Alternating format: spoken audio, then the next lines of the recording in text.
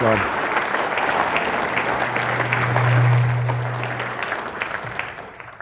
Thank you.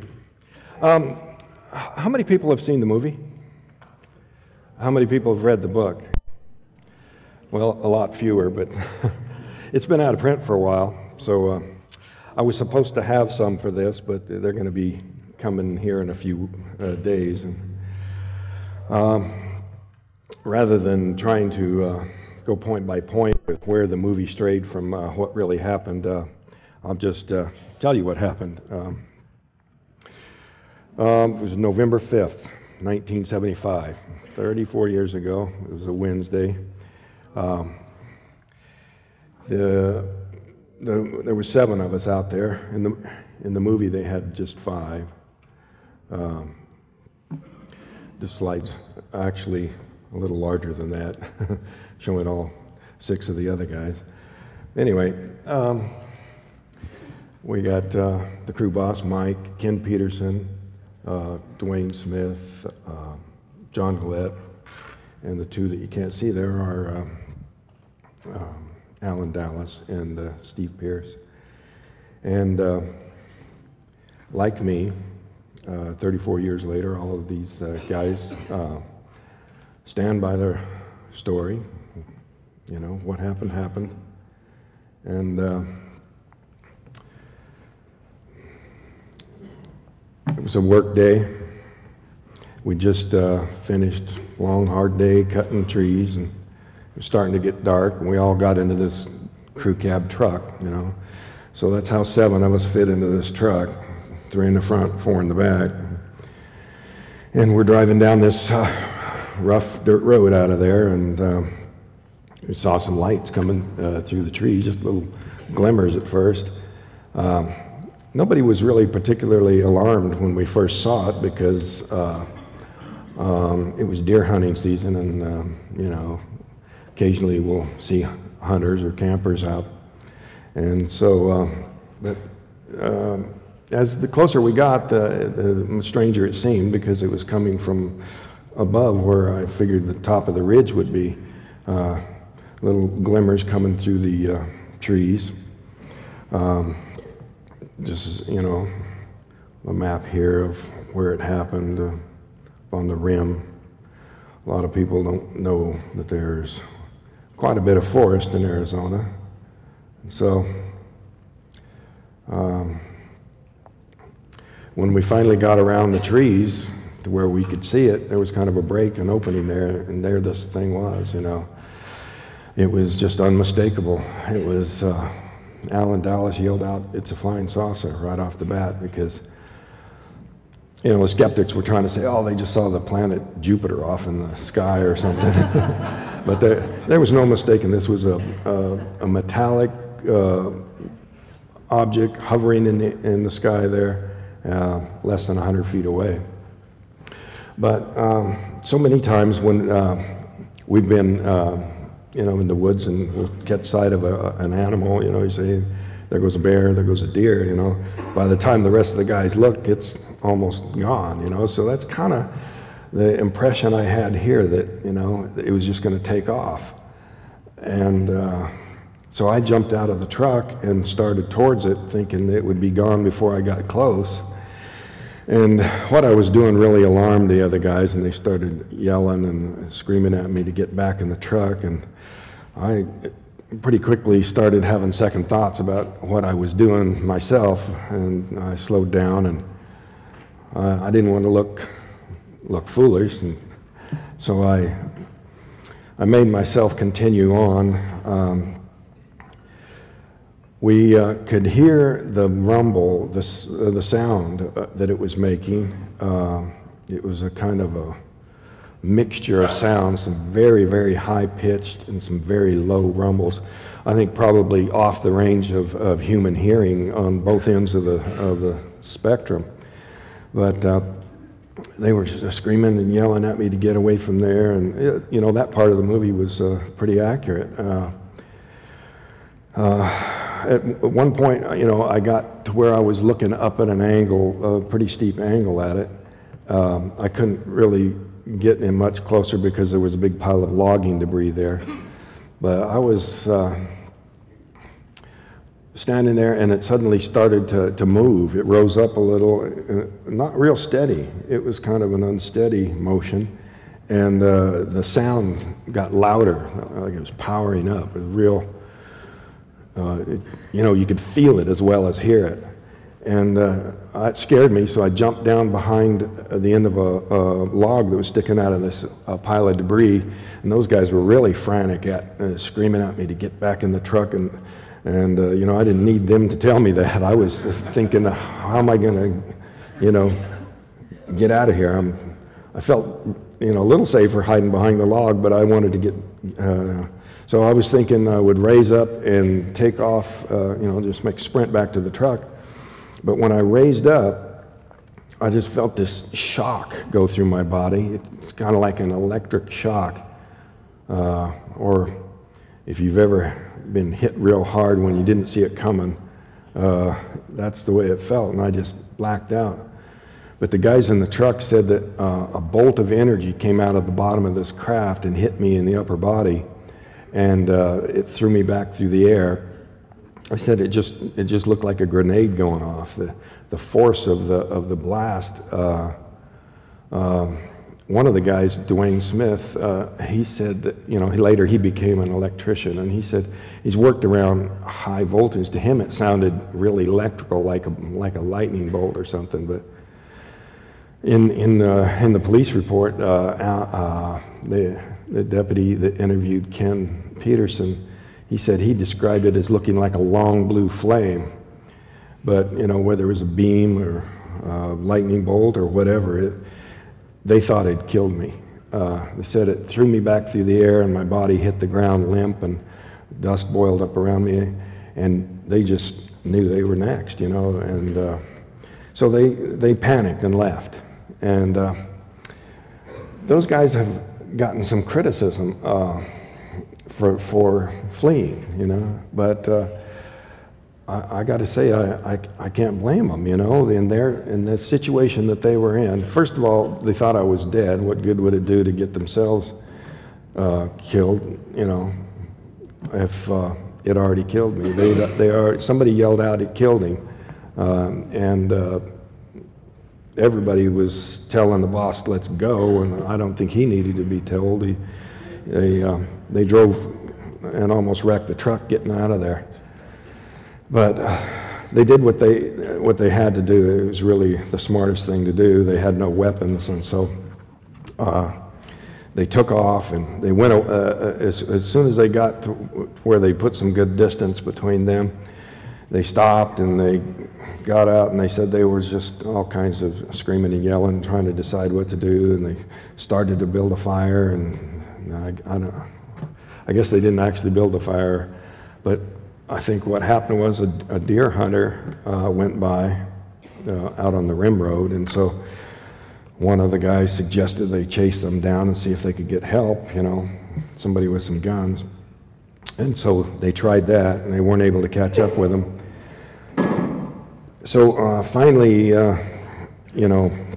Mike and Ken were saying, we've got to go back and see if we can help them. And some of the other guys said, no way, we shouldn't go back there, that's too dangerous. But unlike in the movie where they got out to stand alone in the dark, these guys aren't going to do that, They at least felt safer, being in the truck. They all went back, not just Mike, like in the movie. So I got to hand it to them for having the courage to do that, figuring that the responsible thing to do was to try to rescue me and see if maybe I had survived what happened, and if I needed help, they were going to try to do something. So although I've kind of had some rough times with some of the guys, especially the crew boss, about that, because my family sort of condemned them for not being more heroic immediately. I got to give them credit that was a very brave thing to do, to go back that night and try to help. They did make a search. They were unable to find me, and so then they went back to town, and they had quite an argument about what to do. Some of them said, well, let's just get some friends and relatives and go back, but they finally decided that they'd have to, face the music and go to the authorities, because, what if I was never found, and it just wouldn't be a good thing for the law enforcement not to have been informed. So they went and called the local deputy, and he came down, and some of these guys were still crying. Everybody was so shook up. They knew something very terrible, something had really happened, but deputy called the sheriff, and the undersheriff came with him, and they all knew something very terrible had happened, but they immediately had the suspicion that, that we'd gotten into a fight, and I'd been killed, and that these guys had made up this story to cover up for why there was no more Travis. So the sheriff had no doubt that something quite serious had happened, and so he took them back that night, the sheriff did, and made a search of his own. And again, no results. The undersheriff was an expert tracker, and they were unable to find any trace of me. And so some of the guys in the crew have not been real proud about the way they reacted, the fact that some of them cried and were so, panicked, but their reactions are nothing compared to what I was going through. The sheriff got a big search going. It lasted 5 days. He crisscrossed the area with men on horseback, men on foot. They had this helicopter here and some airplanes, and just combed the area. The tracking dogs weren't of a whole lot of use. They were not able to find any trail outside the clearing, of course. And so during the search, one of the Forest Service guys come up and grabbed Dwayne Smith by the collar and jerked him up there and said, "All right, where'd you hide the body?" And so my brother intervened and stopped the confrontation there, but the men all said, "Look, we're telling the truth. Give us sodium pentothal, lie detector test, anything you want." And so the sheriff arranged for a lie detector test for the men, and they brought in this man, Cy Gilson, who was the state police polygraph examiner, had been for years, the best in the state, and he tested the men, and they passed. Now, the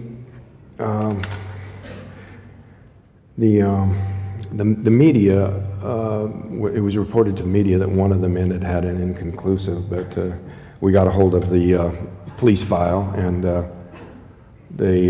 even the police file said that the sixth man's test was that he had told the truth. But because he got in a big argument with the examiner and walked out, they gave him an inconclusive. But that certainly did away with the theory that they killed me. I woke up, I was on my back on a hard raised surface, and a light above me. I was in a lot of pain. I was in and out of consciousness for quite a long time. But the pain, led me to think that I'd been hurt and taken to a hospital. And I wasn't thinking real clearly, but I remembered approaching that object and thinking that I must have been hurt somehow, But I was lying on my back, and there was a device laying across my chest. And so I didn't want to move too much. It hurt to move, and I didn't want to interfere with anything the doctors might be doing. But when I finally, my vision cleared a little better, and I saw these creatures standing over me, that was when I knew for for sure. I was not in the hospital. And I was so weak I could hardly move, but somehow I got the strength, and I guess it was just the jolt of fear at seeing these things and realizing where I was that gave me a burst of energy, and I was able to rise up and knock this thing off of me and back away from them. They came around and came towards me, but I grabbed, there was a bunch of instruments and things along this counter behind me, and I grabbed for something to defend myself with, and there was this long clear glass or plastic. It was either rod or a tube or something like that, but I grabbed it and swung it at him, and then I hit it down on the table, trying to break the end of it off, get something sharp. I wasn't really trying to attack him, I was just trying to keep him away from me, and it must have worked because they stopped all at once before they were in range, and I was, just hysterical, flailing at them, and so all at once they turned and went out into the passage outside the door. This was a very dimly lit and cramped space. It was really very bare, not hardly anything in the way of features. I didn't see any screws, heads, or bolts, or rivets, or welds, or anything like that. In the movie, they have it looking real organic and irregular and lots of debris around, but it wasn't like that.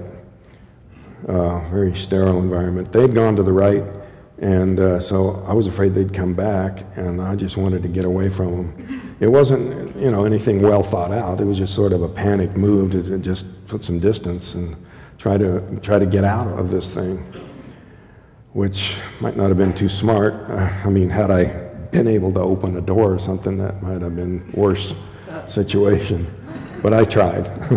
So I went down this little narrow passage, and I kept looking over my shoulder and wondering if they were pursuing me, but because the passage curved so tightly, I couldn't see very far behind me or ahead of me, which really kind of, made me feel, it just added to my panic. And so I just went ahead and scrambled forward, and I even went past one doorway that I might have been able to escape through, but I came to a door, and there was a little room there with a chair in the middle. And when I went in there, I could see that there were points of light on the walls and floor. I don't know if this was a way that they had of viewing the stars, or where it was actually at the moment, or if it was just like a map or something. But most of the controls that I was trying to operate, I was trying to see if I could open a door, because there was some what looked like doorways on the other side of the room. But most of them didn't seem to do anything. There were some controls that made these lines move on the screen, but nothing opened a door. There was one control that caused the star pattern to move. Not the stars relative to each other, but the whole thing just moved all at once, and that was real disorienting because, my only reference for standing upright, other than, my sense of balance was the chair and the door had just come in. So that may have brought someone, or it could have just been a coincidence, but I turned and there was a man, well, at least I thought he was a man, standing in the doorway.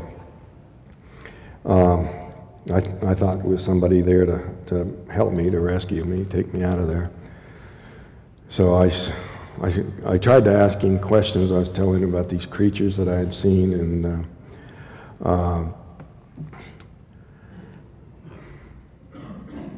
but he didn't answer me, and I thought maybe that was because he was wearing a helmet over his head. So when he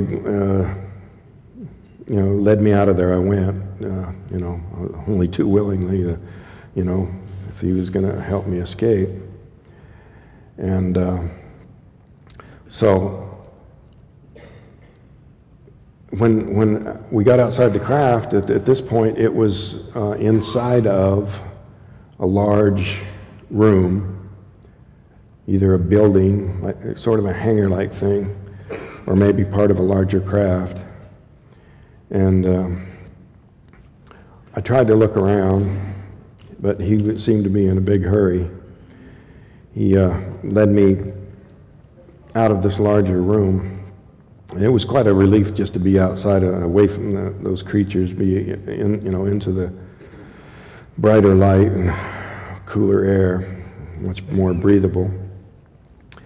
And so he led me down a hallway to a room and left me with some other people who were dressed like him, except they weren't wearing helmets.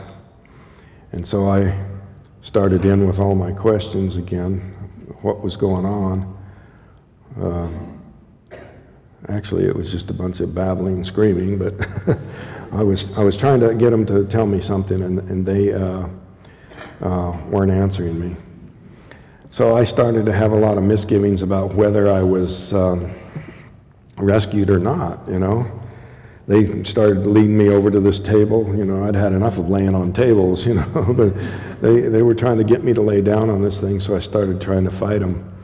And I was still pretty weak from when I regained consciousness, but, you know, my panic gave me a little extra strength, but they were way too strong. They were able to get me up on the table pretty easy, but I got one arm free and reached under the edge of this mask they put over my face and tried to pull it away. But before I could get it off of there, I blacked out. And so the next thing I recalled was waking up. It was cold out. I was on a hard pavement. And there was a light above me, so I looked to see where the light was coming from, and it went off just as I looked. So it was either like a light fixture or a hatch closing or something, but then it was just this shiny metallic thing hovering above the road, and then it just shot straight up into the sky. It was gone from sight so incredibly fast, but it didn't make a sound. It was pretty silent, and I could feel a faint warmth on my face, but other than that, it just sort of moved the tree as it went past. Just the air moving around it a little bit. And so I looked around and I saw the lights of the city down below, the little town of Heber. This is the town nearest where this happened, I recognized. So again, I didn't know where I was getting the strength, but I, in a panic, just ran down into the town. And there was a building with lights on and smoke coming out of the chimney, and I went and pounded on the door, and nobody came. So I went on down across the bridge, across the next bridge, and there was a little service station, Exxon station there, with 3 telephone booths in a row. Went into the telephone booth, picked up the receiver, and it was out of order. And, but I went into the next one and it worked. And that part of the country at that time, you could talk to the operator without even putting coins in the machine. And so I called my family, my brother-in-law, and he said he'd get my brother and come and get me. And so I just collapsed there. It seemed like the next thing I knew they were there, but you know, it took them, I must have taken them a half an hour to get there. But they found me in the phone booth with my feet braced against the door. And I was in pretty bad shape. I tried to talk to them about, you know, what had happened, but I just was too hysterical. I broke down, and he said, well, don't try to talk right now. But in what was being said, they gathered that what I was assuming that this was the same night that I'd been taken, and they said, "Travis, you've been gone for 5 days, and feel your face." And I had 5-day growth of beard, and so that was quite a shock too. I looked at the date on my watch, and it had changed, and I just kind of lapsed into. I couldn't function any further than that. They took me in and had quite a emotional reunion with my mother and some family members, but during this 5 days of search, the sheriff had tried to keep the lid on things, not telling the media about what had happened, and but it got out with 50 searchers, and they've all got families, and they tell them what they're doing. So it was a worldwide news story, and there were media from all over the world in town, and I was in such a fragile condition that my brother felt it was smart to just get me out of there. So he wanted to, take me to a doctor and check me out and everything. So during the search, he'd met a UFO investigator who said, if he's ever returned, come to us, we can, provide all this research, medical testing and whatnot to make sure he's okay, which is quite a remarkable thing, So he called this guy up and set up a meeting with his doctor and his membership, but it was really a terrible mistake. This kind of a disreputable group. It was kind of represented in the movie as a FAR. It's another group. It no longer exists, but it turned out the guy wasn't really a doctor, and it was just a big fiasco. So finally, went back to my brother's house, and the Aerial Phenomena Research Organization, which was based in Tucson at that time, figured out from the various conflicting media reports, because my brother just arbitrarily, to throw the media off, had said, well, he's in a Tucson hospital, but they checked and that wasn't true. So they called the house and figured out, and persuaded my brother that they could provide some legitimate medical care to make sure I was okay. And so I went in and saw a couple of legitimate medical doctors that were in the APRO membership, and had a whole battery of tests run. Already the media, once the murder theory went away, they were trying to explain it away as drugs, and this original flaky group tried to claim that it was a drug hallucination, but some of the medical tests that were done were, I had blood and urine samples put through the county medical examiner's drug screen. It showed no trace of any drug in my body. And I had a EKG, EEG, so a lot of other tests. And they continued with quite a few tests that was ongoing. Anyway, Dr. Harder administered performed some regressive hypnosis, and that was the first time I was able to finally verbalize what had happened to me without the fear. With the fear there, I couldn't even get it out. I'd just break down. I was pretty traumatized by the whole thing.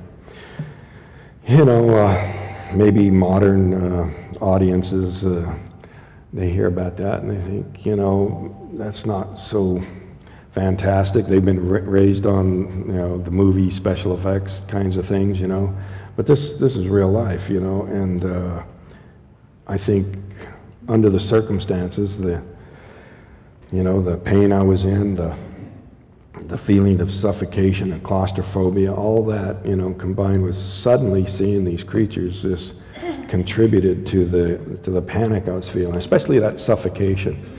Now in the movie, they have the actor struggling to breathe with this membrane over his face. Now that didn't happen to me, but I was feeling suffocating. I couldn't breathe, and the air just, it wasn't I don't know whether the atmosphere wasn't right or had something to do with the injury that from being hit by the beam, it interfered with lung function or something. But you know, when you can't breathe, there's nothing that's going to make you panic more, and especially in a real closed-in space like that. So other people think they might have been able to handle it better. This is me talking to Leo Sprinkle, who performed a lot of the psychiatric examinations. This is me talking to J. Allen Hynek. And there was a lot of research going on back and forth, a lot of testing and a lot of theories trying to explain it all away. And you know, in the book I document every allegation that the skeptics made, and one by one I disprove those. But in the aftermath of all this came the movie, and we were doing interviews for the movie, and it was Hard Copy or Entertainment Tonight or one of those. Wanted to go out to the site, and this was in the middle of winter, and there was 3 feet of snow out there, but they wanted to go anyway. It's almost impossible to get there, so they rented one of these big snow cats that they use at the ski run, and we went plowing through the drifts and went back there and did the interview on the site. And we had a little trouble finding it, but I thought it was because of the snow. But apparently, Mike, he was doing the interview with me, he was the crew boss, he noticed a big change in the trees there. And so, you know, he didn't ever say anything to us or the interviewers. And he went back after the snow melted and started checking things out. And he discovered that the trees right near where the craft came down had suddenly gotten a lot bigger. And so he took a core sample, and you can see from this sample that, you know, you could, especially if you could see the whole slide. I think what you're seeing is more complete than what I'm seeing here. But you can see that counting back the number of years to the incident, the winter of 75, 76, that the rings were really broad, and from that point back, they're much, much thinner. And he was able to calculate, you know, a tree is not just a cylinder, it's a tall cone actually, and using the formula for the volume of a cone, he was able to determine that these trees had produced 36 times the previous growth rate for producing, you know, wood fiber. Just an incredible jump. And during the search, other researchers went out there and measured some unusual ozone readings. Of course, those dissipated very quickly, but there was also some magnetic readings that were really strange, that there was a kind of a dip on one side of the clearing, and in the direction that the craft had left, there was a spike with a polarity reversal. And all that was charted out and put into the APRO file.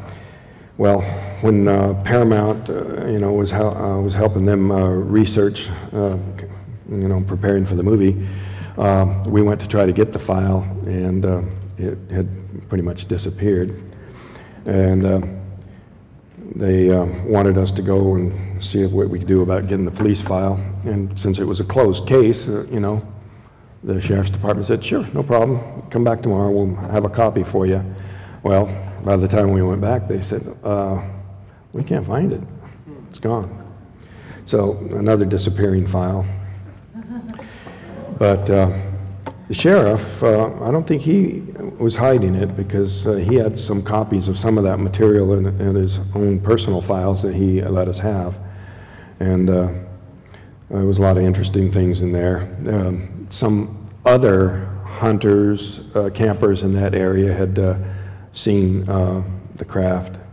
And but one of the most interesting things was that during the preparation, the media blitz before the movie, a guy called up and said that he had been out there deer hunting at the time of the incident. And he described the terrain, and this is a very remote area, and you'd have to be there to be able to describe what he was describing. The location was never precisely, laid out in any media reports. So, that caught my attention that he, had to have been there to at least know the terrain. But he said he was on the next ridge and he saw the glow of the craft and the blast of the beam and all this. And so I thought that was pretty impressive. But I was just at home for a day and back off on the road doing interviews. So I told Tracy Torme, the scriptwriter, about this guy, and unbeknownst to me, they flew him out to Hollywood, interviewed him, and for whatever reason, Paramount decided to have him polygraphed. And so they enlisted the services of the state police polygraph examiner, who was now in private practice at that time, in Phoenix, to test him. And it was very strange results. He was proven to be telling the truth about being there, about seeing the craft, and about why he didn't come forward at the time. He explained to me on the phone that he'd been in military intelligence at the time. He was stationed in Texas, and he'd asked his superior, should I come forward? And these guys are accused of murder. And he said his superior officer said, well, unless they're indicted, just stay out of it. So he didn't. He said he always felt bad about that. And he said he could, that his wife was with him, he said, and that even though they were now divorced, that she would verify that this really happened. But on the test, it showed that he, yes, was in military intelligence. Yes, he did see these things. But when they questioned him about his connections to Philip Klass and the people who were trying to discredit this, he flunked it just as badly as you could, which was very alarming. But Paramount just, warned him, and haven't heard or seen from him since. But it's always bothered me because, it's proven that here is someone from military intelligence, right there, in such a remote area with a high-powered rifle, and that's just always kind of bothered me. It seems like too big of a coincidence. This is the polygraph examiner from the first two tests that I took and passed. These were arranged through the Aerial Phenomena Research Organization. And Mike and I have been off and on and in our relationship, and a lot of harsh things went back and forth because of not just them leaving that night and leaving me there to my fate. I have no bad feelings about that. I think he thinks I think that, and my family's criticism of him. But even more than that, it brought a lot of negative things into all of our lives, and so, he was kind of like, if you hadn't have been so stupid as to get out of the truck and go over there, none of this would be happening. Had a federal investigator come and just harass him about contracting. I wrote up a confession and tried to get him to sign it. It's a totally false confession. The investigator's the one that wrote it up. He tried to claim that his one-time partner in contracting a brother didn't exist, and he says, we're having a family reunion right now, I'll go and introduce you to him, he does exist. So they were just trying to do anything they could to put pressure on him. We got the message that, shut up or we'll make trouble for you. And we did find out that this investigator went down to the sheriff and got a look at the file on the UFO matter. So I think it was related. And there have been a number of things connected to the government that have been quite disturbing, that kind of added up over time. I did an interview here just a couple of years ago with a lady that was a reporter for the local newspaper, and she was doing volunteer work with the Forest Service the following summer, doing fire watch. And there's a lookout tower called Gentry Tower just a mile or two to the west of the site where the incident happened. And a group of government men came through, and they had all these instruments, and they wanted to know what they were doing. And these guys said, "Well, we're just doing a survey of magnetic readings on the ground here." I know that these things are done, and that that the various agencies have mapped out the magnetic lines on the Earth. But my understanding of that was that you'd have an airplane with a long cable, and the instrument would be hung below it, and they just fly over the area. So it didn't make sense to me that that they need a whole team of federal guys to go do this on the ground.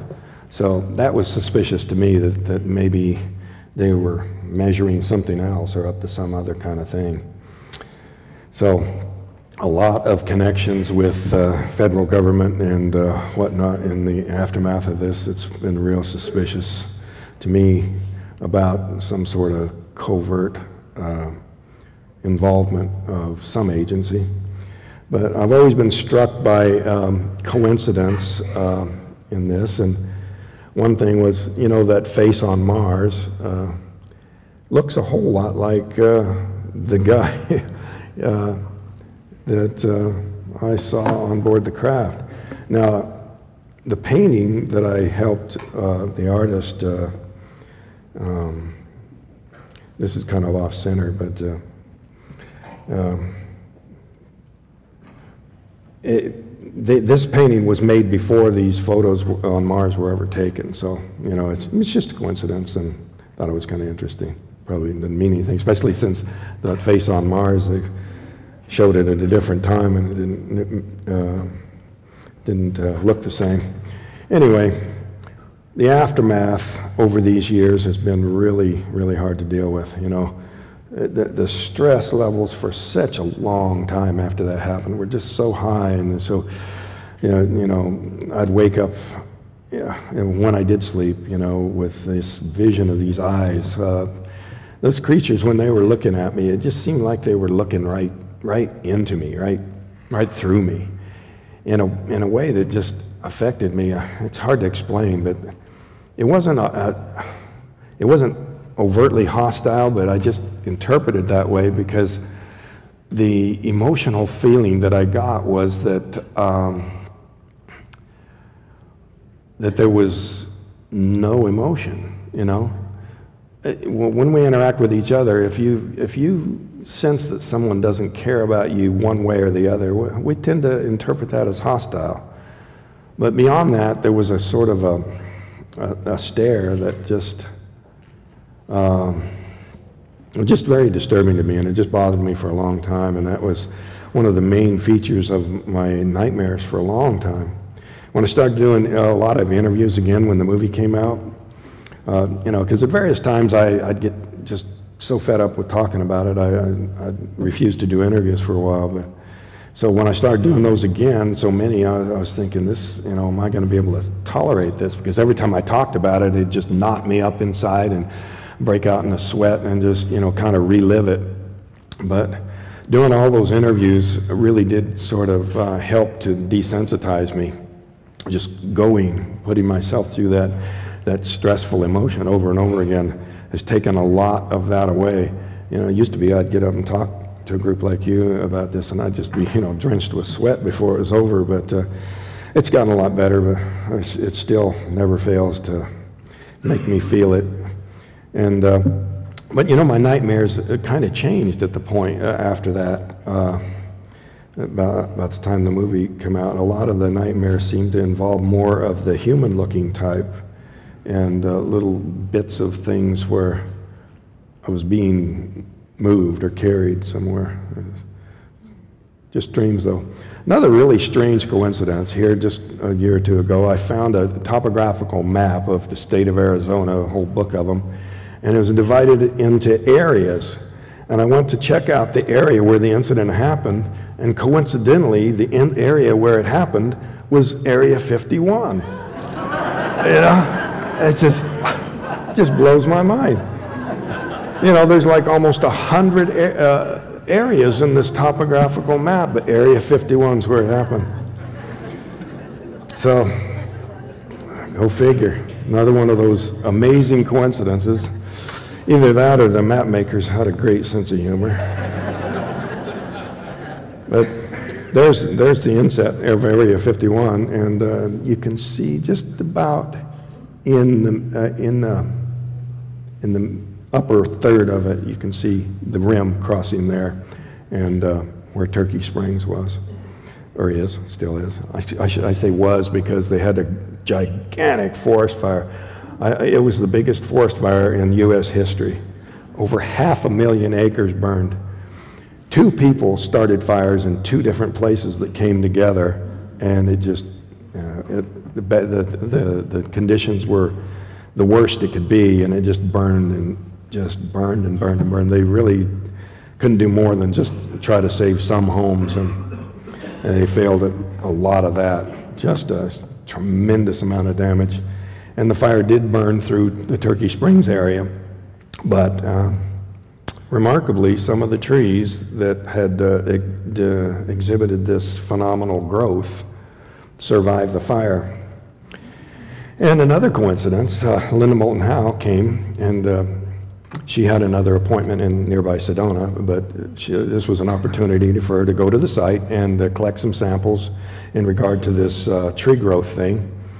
And so she calls up and does it. And when I go to pick her up, I realize that it's November 5th, the anniversary of the incident. Just a total coincidence. She didn't arrange it, and I wasn't aware of it until it happened. So that was a pretty nervous time, guiding her to the site to take samples on the anniversary of the event. And so she took some samples to a lab and got some preliminary results, but very interesting stuff with those that tree growth.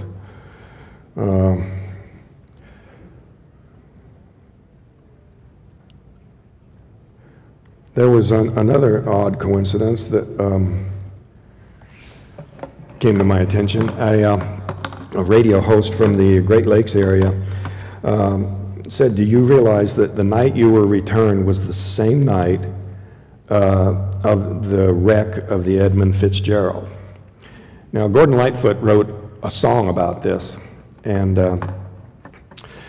the wreck of the Edmund Fitzgerald happened on November 5th, 1975. And the radio host told me that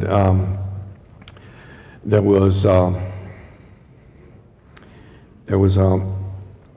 UFO sightings in connection with this, and there was a lot of mystery about why the ship went down. And what was really strange was that the 29 crewmen disappeared without a trace. So, you know, the radio host was implying that they'd been abducted, and maybe so, because the place where the ship went down wasn't, you know, the water wasn't much deeper than this ceiling of this room. When the ship hit bottom, the parts of it was still above the ocean. And they recovered the ship within hours, and they never recovered a single body of those 29 men. But the night that I was returned, I made my call for help to my brother Grant, and one of the crewmen on the Edmund Fitzgerald was named Grant Walton. So another one of those weird coincidences. There's been a lot of them in connection with this. It turned out that the actor who played Mike Rogers was a second double cousin or something, that he was related to him, and a lot of coincidences and involved in the whole thing, which I go into a lot of detail in the book. But I'm going to get ready to start taking some questions from people.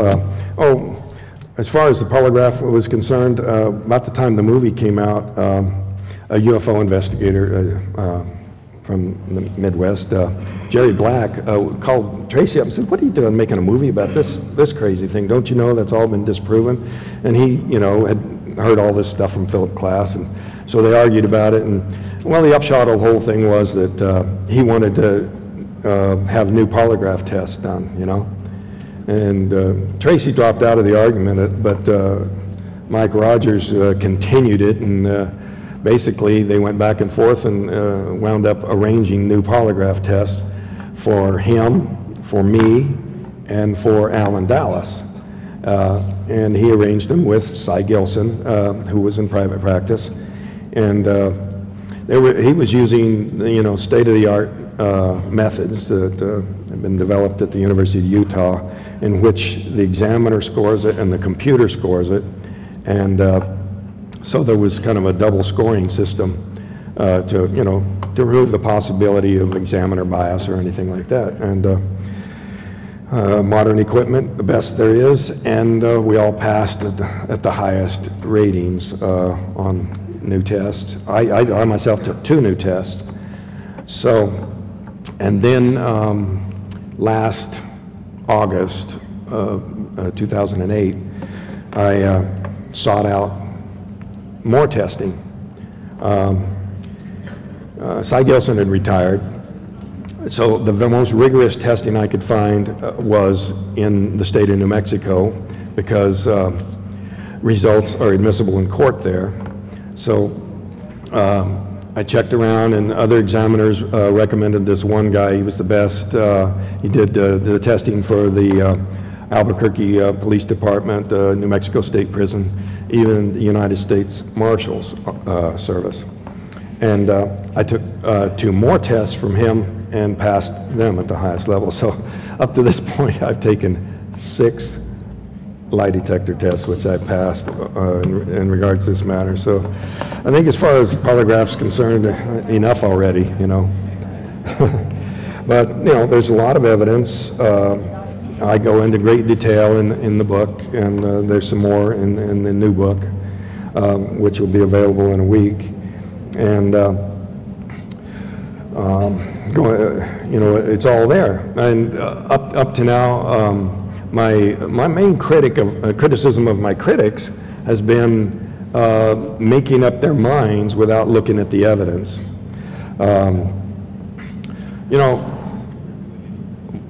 As well documented as this case is, and it's very extensive, absolute proof has been impossible to produce. But I think overwhelmingly the skeptic's case has been, according to observers, totally demolished. In the book, I quote Emerson: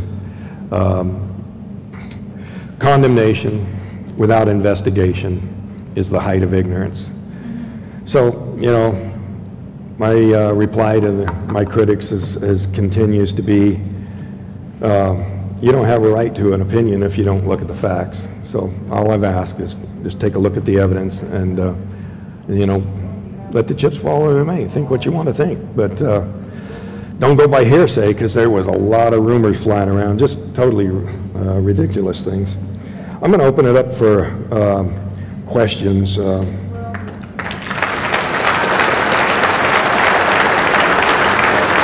Thank you.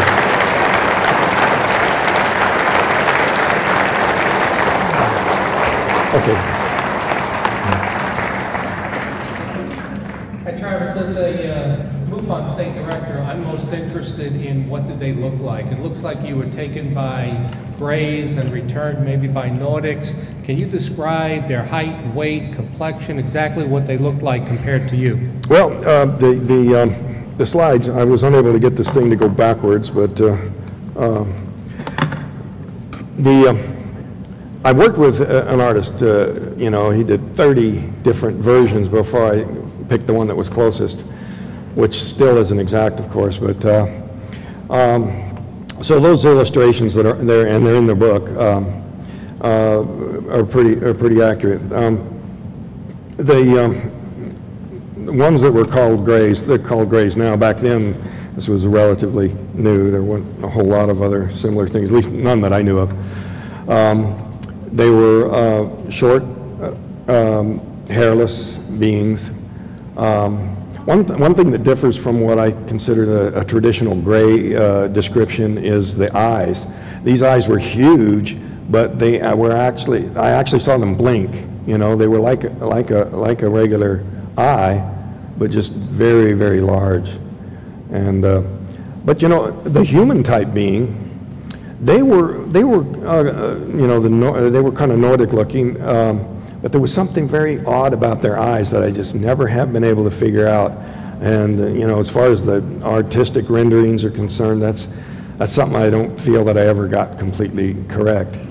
But they were very young, healthy looking, very strong looking, and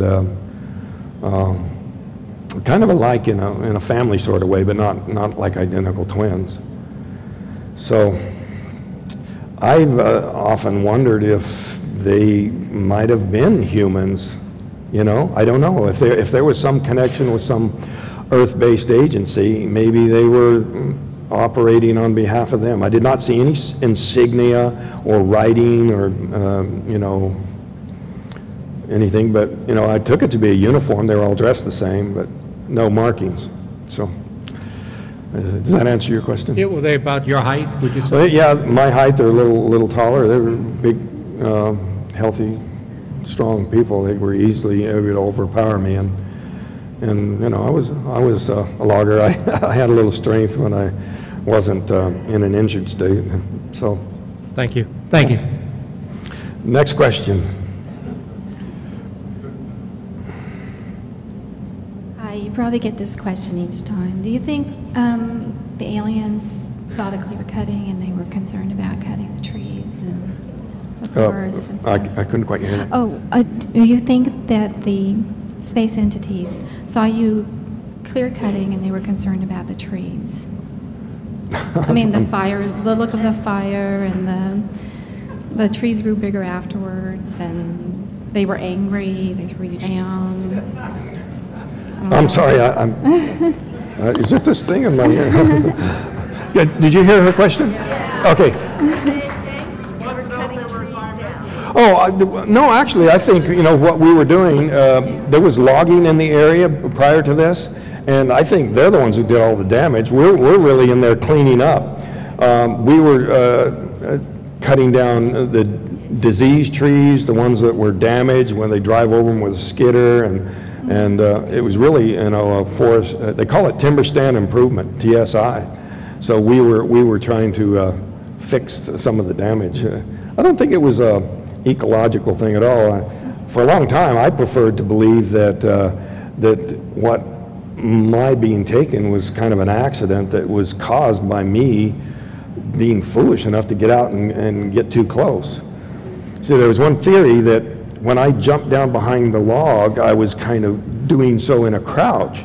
And then when I stood up to sprint back to the truck, at that point my upper body was closest to the craft that it was at any point, and that there may have been some sort of static discharge or some sort of field built up in it that discharged, you know, kind of like I was a grounding rod or something. That, it's, in other words, some kind of an accident. And then maybe they had to clean up the mess. Do you feel at that point that they took you aboard craft to monitor you to make sure you were okay? Yeah, it could be that they were trying to fix me. It may be that they did so. It may be that they didn't know enough about my body and they got these human-looking people involved. I don't know. That's all speculation of who was cooperating, whether they intervened or were helping them. You know, it's... yeah, it's a mystery. I'm sorry I wasn't able to hear you. Thank you. Hello. I have a few short questions. Okay. When you got out of the truck and you are close to the craft, and in the movie shows that your face is like smiling, like a little bit curiosity or some kind of attracted to the craft. And like invited, feeling of invited, you like to be close to the. That did correct your Well, that wasn't precisely the way it was in the movie. You know,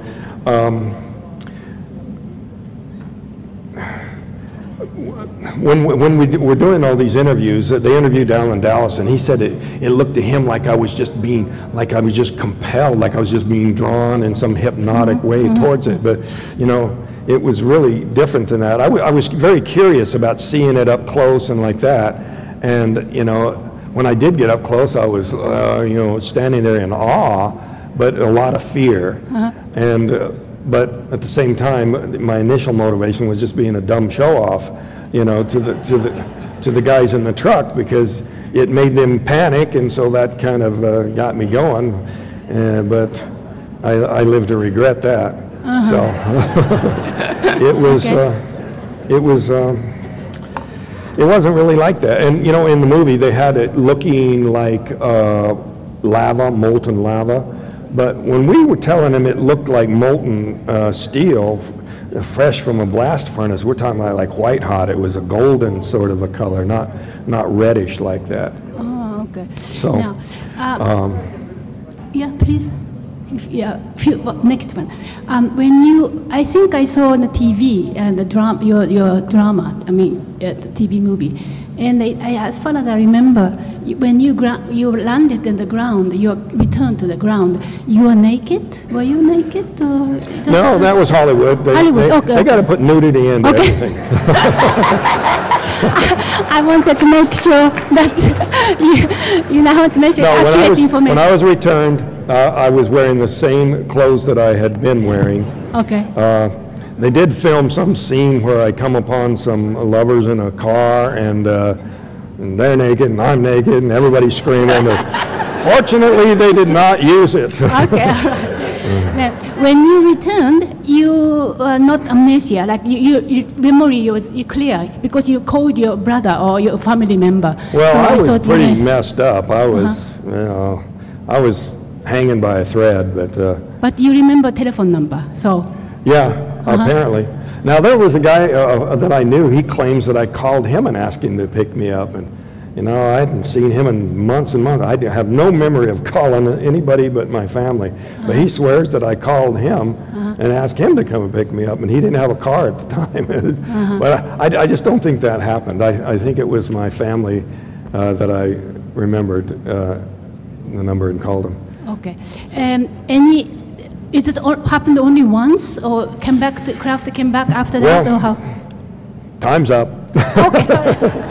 Now, if anything more was to happen, I would not make it public. You know, when I was returned, it was already international news, and so I was forced to. You know, I didn't voluntarily come forward about anything. So,